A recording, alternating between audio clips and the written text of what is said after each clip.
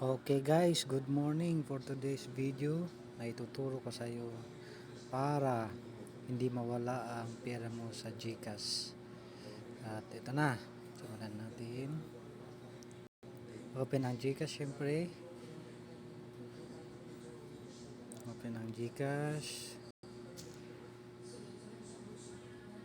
Open ang GCash. Tapos punta lang dito sa GSave.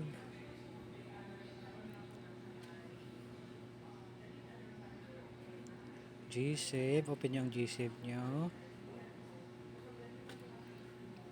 Ayan, loading pa.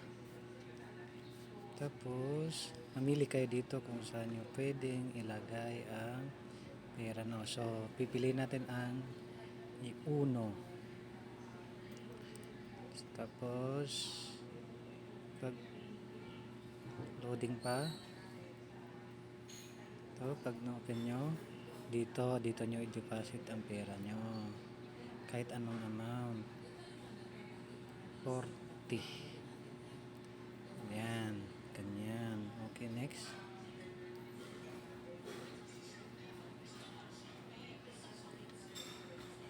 Ayan, tapos, pag gusto nyo naman i-withdraw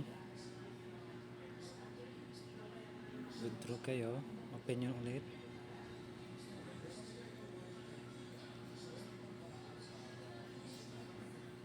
Tapos, ito, withdraw. Pili kayo kung ano. Sabihin natin 40 ulit. Withdraw natin. Yan guys. Yan. Tapos may session yung OTP sa inyo para hindi kuha ng iba. 621 Kumarian 621 749 621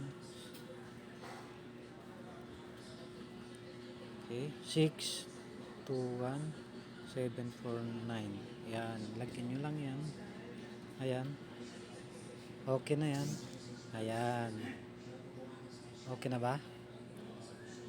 God bless. Mag-ingat, tago yung mga pera nyo, baka makita ng iba.